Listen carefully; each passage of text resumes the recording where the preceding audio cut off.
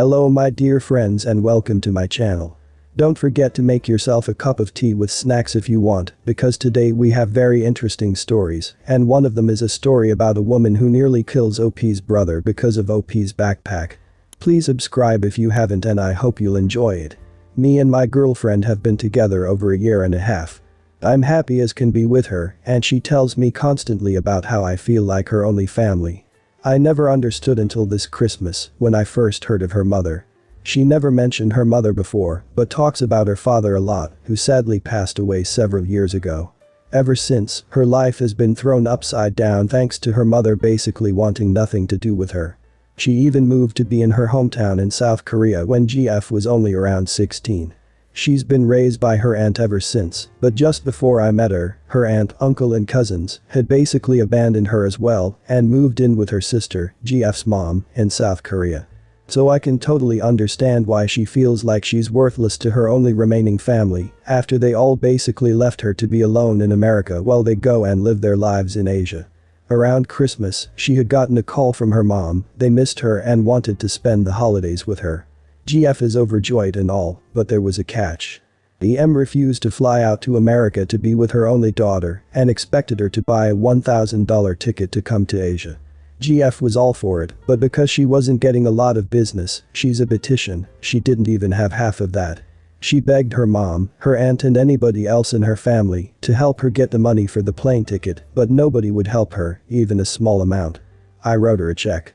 I wanted to give her $500, which would give her what she needed. She cried, but gave it back to me, telling me it's nothing I need to worry about. So, she calls her mom to tell her the bad news. The conversation was in Korean, so she had to translate it for me. "I'm sorry, Mom, I can't come to Christmas, why not? I tried, I really did, but I just don't have enough money for a plane ticket. But it's Christmas. We're your family. You didn't even try at all, did you? But Mom, Don't try to excuse yourself, you're still a lazy witch." EM hung up and GF broke down in tears. She wouldn't get out of her room for hours, all she did was cry in bed, trying to talk to her mom. Eventually, the crying stopped and she let me in the room. She wouldn't say anything, she just showed me a picture on her phone. It was a text. From her mom. I had to ask what it says, and she says, in a heartbroken tone. "It says I'm not her daughter anymore." My blood boiled. I couldn't even say anything. She was basically disowned by her own mother just because she couldn't go to Asia on her own budget. I don't really know what I'm supposed to do for her. This was a few days ago, around Christmas Eve, and she's still upset about it. Her mom, her aunt, nobody else in her family will text her back, and nothing I do will cheer her up. I've taken her out to several places, and she claims she has fun, but I can still see she's really sad and even lost without her mom. So, it's time I be her man and text her mom. I grab my phone, get her mom's contact info from her phone, and use an English to Korean translator. I wrote out basically how I felt about this woman that I've never met, and it went something like this. "You really don't know what you've done to your own daughter. You don't have any idea how much you've hurt her. If you really wanted to see her for the holiday, the least you could have done is help her get the money she needed for a ticket, even a small part of it. But no, she's an adult, she has to pay it all. Well, times have really changed since you were her age, and things aren't as easy for her as you might think. And you really don't know what you've lost, either. She's the best thing that's ever happened to me. If you felt the same way about her, maybe you'll understand just what being a mother even means. Never contact her again or trust me, you'll meet me in person sooner than you think." Then I blocked her number. She got a text from her cousin saying EM was absolutely appalled, but do I care? Of course not. And as for GF, she saw what I wrote to her, and let's just say she feels a lot better, even though she still feels heartbroken now that her mom hates her, and me too most likely. Oh well. Her loss. Good for you to tell her off. It is not GF's fault for hard to afford or stranger family reject to help her out, and this is her mom showed so nasty toxic show and reject to help her as well and shut GF down. POC. Piece of crap. Disown. When a parent or guardian throws you out of the living area, house, and never lets you back in. GPU. Graphics processing unit, computer stuff. PA. POC and me. Yours truly, C. Cousin. A little backstory. My dad was the middle child of 3, and the POC aunt was the youngest. You know the rule of 3 kids, oldest has high expectations, middle is abandoned, youngest gets all the attention. On my 12th birthday my dad got in a car accident and died. His gift to me was a 1969 Hot Wheels twin mill. I was collecting Hot Wheels at the time. My POC aunt only shows up when we force her or when she needs something. This was one of those she needed something times. I was playing a little round of Cards Against Humanity when out of nowhere someone started spamming the crap out of the doorbell. I look through the peephole, it's my POC aunt and my hella spoiled little cousin. I crack the door open just wide enough for my head to get through conversation as follows. Hell. You piece of crap, you left us out here for over an hour. They just arrived. Cut to the chase, what you need. By that point the kid was pushing on the door that was jammed with my foot, then he gives the door a hard tug and squeezes my head. This surprises me. My cousin is actually trying, looking like that one scene in an Eric Andre show episode.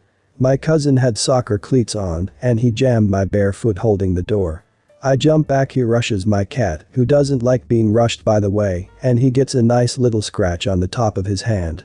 By that time her crappy Crown Vic is driving off. I lock him out my room, but he picks the lock with like a toothpick, looks in for a hot second, and rushes my Hot Wheels collection aiming for the twin mill. I grab it out his hand and say that it's not to play with, but then he rushes my PC, closes my Cards Against Humanity tab mid-game, and starts looking for games, all the games I had you needed to log in to play. So my crap was safe when he didn't find any games, and I remotely turned off my PC. He kicked the glass window, breaking the glass and damaging my GPU. He had cleats on his foot's okay. When the little crap hurts himself he wails out like a baboon until you baby him, by the way. The rest of the night was chaotic. In the early morning I was playing Cards Against Humanity when again someone is spamming the crap out of the doorbell. It's my aunt. I crack the door open, she busts in, chews me out and starts criticizing the condition of the house, that her POC kid left it in, thinking this is what it looks like all the time. I wake her kid up, he goes to get his things, he's suddenly proper as hell. My aunt notices the scratch on her kid and chews me out, mentioning how she'll convince my mom to disown me. As they walk out, the conversation followed. Mommy, look what my name gave me, pulls out twin mill. Whoa, I never gave you that, snatches twin mill back. Starts bawling. Give that back, he said you gave him that. I never gave him anything. He deserves that toy, give it to him. It's not just a toy, it's one of the last things I have to remember my dad by. It's a toy. No one gives a crap about my dad's name. Well, I do. I snatch back the twin mill, then start to panic.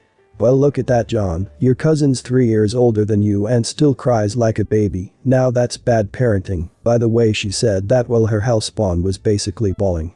She storms off, cussing me out. The next day she called my mom and talked crap about me, basically saying how I verbally and physically abused her kid and a whole lot of other crap my mom hadn't even known she had visited.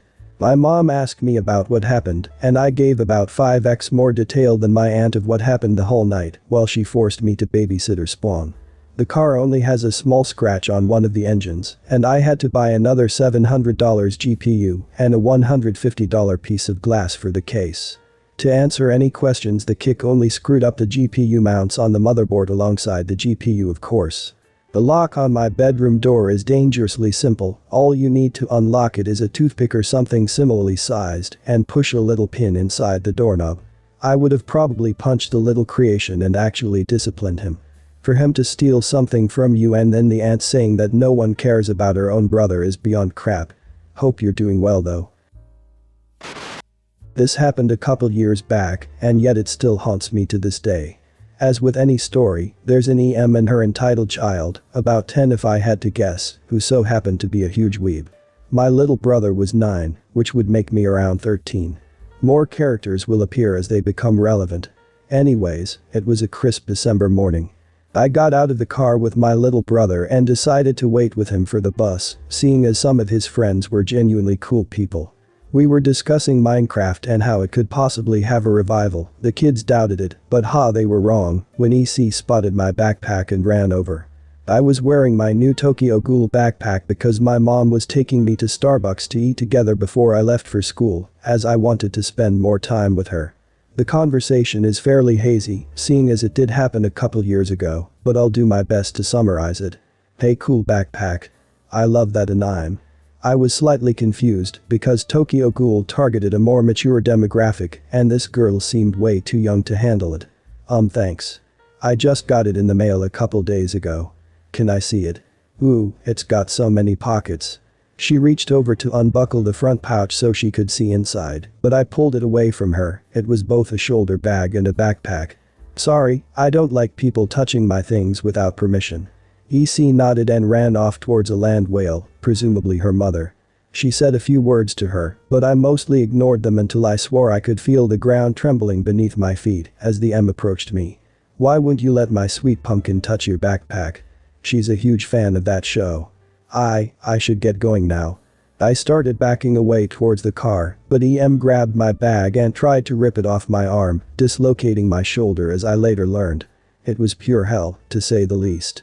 My whole arm was screaming in agony. My brother noticed this and ran at EM, kicking her in the shin. Leave my sister alone. EM proceeded to throw my brother into the road, right as the bus turned the corner and drove towards him. The bus screeched to a halt just a few inches from where my brother was lying dazed on the pavement. I was still in immense pain, screaming for help as the bus driver noticed the commotion and ran over. My mom, who had watched the fight, leaped out of the car with her sheathed machete, yes she keeps it in there just in case, and charges at the land whale screeching a battle cry. What in the blazes happened over here? Why is there a child in the middle of the road? Well, you see, this brat stole my daughter's backpack and… She was cut off by my mom's side, tackling her and pinning all of her blubber to the pavement. You witch. You attacked my daughter and nearly killed my son. What the hell is wrong with you? If I see you near my children again, I'll make sure you're never seen again. Help. This psychotic witch is assaulting me for trying to get my daughter's backpack. EC proceeded to rip the bag off my arm, further dislocating my shoulder, and ran towards the bus. She didn't make it far before the bus driver grabbed her by the arm and twisted it, so she dropped the bag. Mommy, this mean old man won't let me have the backpack. A few minutes later, the cops and an ambulance pulled up.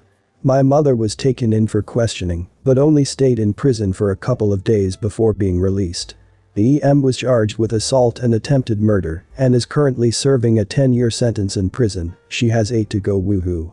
EC was sent to live with her dad, and my brother always said that whenever she saw him at their bus stop, she'd always give him a death glare and blamed him for her mom being arrested.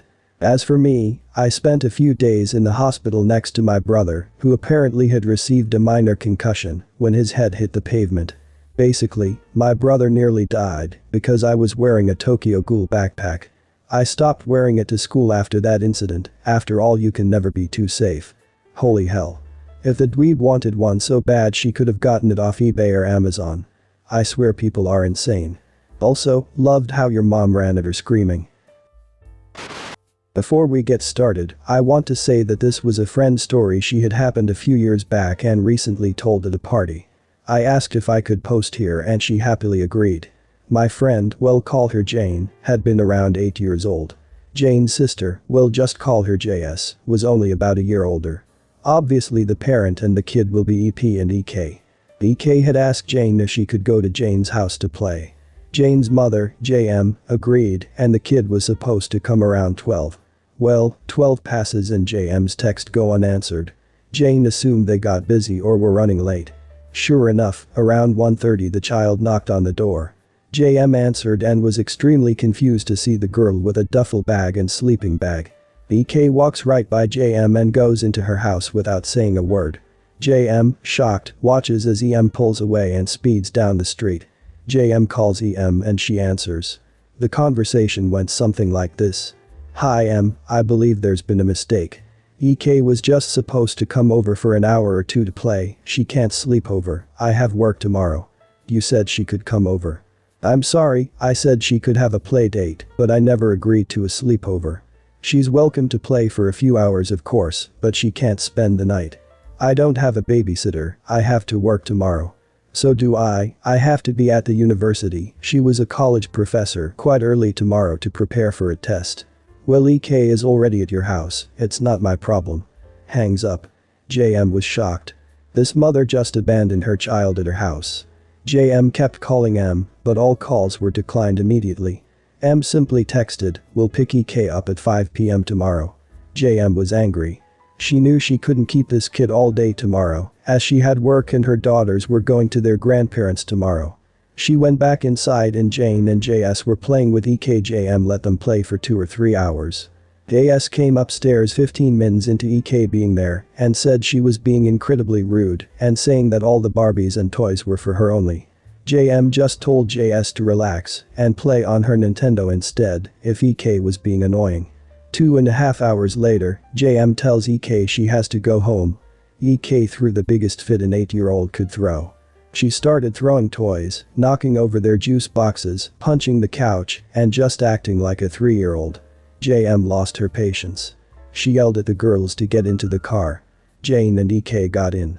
JM made EK tell her the address, and JM drove to EK's house.